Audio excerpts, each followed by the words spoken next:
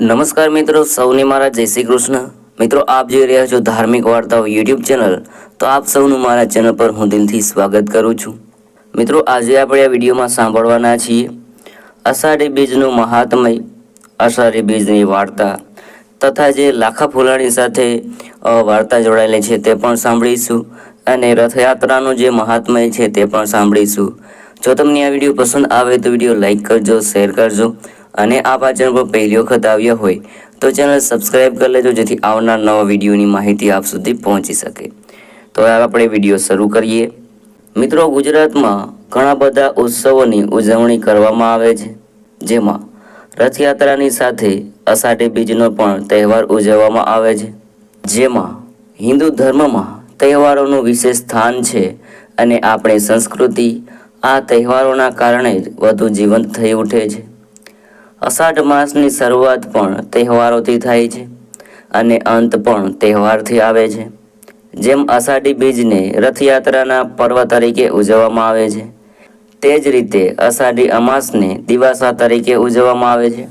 અષાઢી બીજનો દિવસ હિન્દુ વૈદિક પંચાંગમાં વિક્રમ સંવત મુજબ વર્ષના 9મા મહિનામાં બીજો દિવસ છે.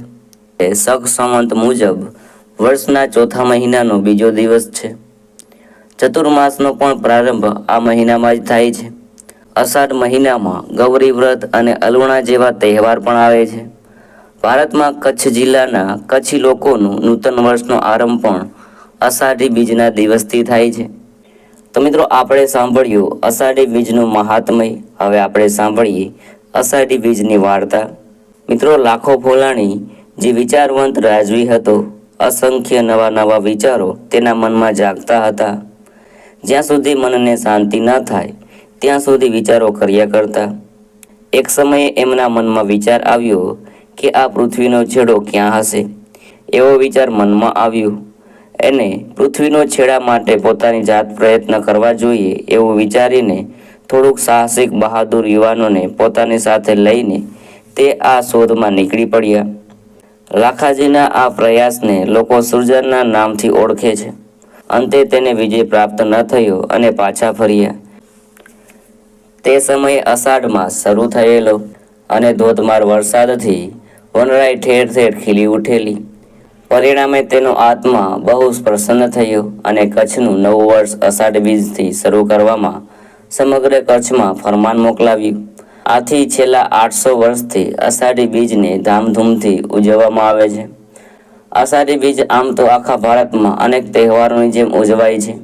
આમ તો આ દિવસે સમગ્ર ભારતનું ધ્યાન ખેંચતી જગન્નાથપુરીની રથયાત્રા તથા અમદાવાદની રથયાત્રા અને દેશના અલગ અલગ શહેરોમાં થતી રથયાત્રા તો ખરી જ છે, પરંતુ સાથે સાથે આ દિવસે કચ્છીઓના અને જાડેજાઓનું નવું વર્ષ પણ છે. મિત્રો, સમગ્ર ભારતમાં અલગ અલગ પ્રાંતોમાં, ધર્મમાં તથા સમગ્ર વિશ્વમાં કોઈને કોઈ ઘટના, કોઈને કોઈ આગમન કે ઈશ્વર તત્વનો જન્મ કે પછી પાકની વાવણી તથા લયની અલગ અલગ ઘટનાને ધ્યાને રાખીને નવા વર્ષની ઉજવણી થાય છે આ અષાઢી બીજના દિવસે. એવી જ રીતે કચ્છના નવા વર્ષ અને ત્યાં સ્થપાયેલા જાડેજા વંશનું આ નવું વર્ષ છે. તેમની વાત અને ઇતિહાસ ઘણો રસપ્રદ છે, તે આપણે જાણી લઈએ. જાડેજા વંશની ઉત્પત્તિ વિશે વાત કરીએ તો યાદવ કુળમાં 8મી પેઢીએ શ્રી કૃષ્ણનો જન્મ થયેલો. તેમના પુત્ર અનિરુદ્ધ અને બાણાસુરની પુત્રી ઓખાના લગ્ન થયેલા. તેમના દ્વારા જન્મેલો પુત્ર એટલે કે શ્રી કૃષ્ણના પૌત્ર નામે વ્રજનાભના વંશમાંથી જાડેજાઓની ઉત્પત્તિ થઈ છે. આ વાતના પુરાવા શ્રીમદ ભાગવત ગીતામાં, હરિવંશ અને મહાભારતમાંથી મળી આવે છે. જાડેજા વંશના પૂર્વજો સિંધ દેશમાં રહેતા હતા, પરંતુ ત્યાં મુસ્લિમ સભ્યતાનો ઉદય થતાં તેમની નજર કચ્છ પ્રદેશ પર હતી. ત્યારે જામ ઉનડની 6ઠ્ઠી પેઢીએ થયેલા જામ જાડાઓ ગાદી પર હતા, પરંતુ તેમને કોઈ સંતાન ન હોવાથી ભાઈ વેરાજીના પુત્ર લાખાજીને તેમણે દત્તક લીધો. ઘણા વર્ષો પછી જામ જાડાના ઘેર કુંવરધાનાનો જન્મ થયો. મોટા થયા પછી જામ લાખાજી અને કુંવરધા વચ્ચે તકરાર થતાં જામ લાખાજી પોતાના જોડિયા ભાઈ લાખિયાર સાથે રણની પેલી ફાળ પોતાનું નસીબ અજમાવતા કચ્છ પ્રદેશ તરફ વળ્યા. ઈસવીસન 1149માં પોતાના ભાઈ લાખિયારના નામ પરથી કચ્છમાં એક ગામનું તોરણ બાંધે છે. હાલમાં નખત્રાણા તરીકે ઓળખાય છે. અહીંયાથી કચ્છના જાડેજા રાજનો ઉદય થાય છે. જાડેજા અટક પાછળનું મૂળ કારણ પણ જામજાડા હતો. જામજાડાએ દત્તક લીધેલો પુત્ર એટલે કે જામલાખો, તેથી તે જાડાનો પુત્ર કહેવાય છે. તેથી તે જાડેજા કહેવાય છે. તથા સિંધી ભાષામાં જાડાનો એટલે કે જાડેજો જાડેજા કહેવાય છે. ઈસવીસન 1605માં જામલાખો ફુલાણી જ્યારે બહારવટો કરીને કચ્છ તરફ ફર્યો ત્યારે અષાઢ મહિનાનો પહેલો દિવસ હતો. ત્યારે વરસાદની હેલી ચોમેર પથરાયેલી હતી. આ બધાથી ખુશ થયેલા જામલાખાજીએ અષાઢી બીજને નૂતન વર્ષ તરીકે ઉજવવાની ઘોષણા કરી. ત્યાર પછી તે દિવસથી આજ સુધી રાજાશાહી અને લોકશાહીમાં પણ દર વર્ષે ધામધૂમેથી નવું વર્ષ ઉજવાય છે. અષાઢી બીજના દિવસે લોકો નવા કપડાં સીવડાવે છે. સિમેન્ટના મકાનો તો થોડા હતા, ખાસ કરીને માટીગારના મકાનો ઉપર દેશી નરિયા હતા. ઘરના બારણા પર કે ડેલીની બંને બાજુ કામાગર પાસે એક તરફ આંબળધારી હાથી તો બીજી બાજુ સિંહનું ચિત્ર અને આસોપાલવના પાન અને ફૂલોની વેલી ચિત્રામણ કરે. અને ઘર અને ડેલીઓ પાસે કોળિયા મૂકવા ગોખલા હતા. તેમાં માટીના કોળિયા ઝગમગાવે. આ શણગાર સાથે આતિશબાજી પણ ખરી. રાજ દરબારમાં ભારે દબદબાભેર અષાઢી બીજની ઉજવણી થતી.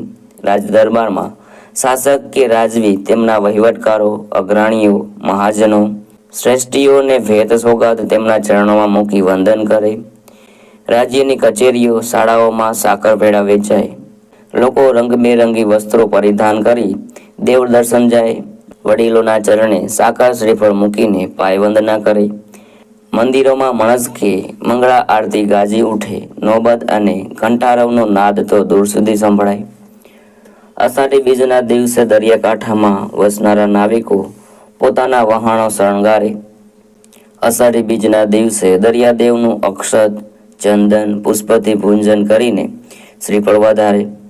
પ્રત્યેક સતી સુરાઓના પાળિયામાં સિંદૂર લગાવી ધૂપદીપ નૈવેદ્યથી પૂજન અર્ચન કરે.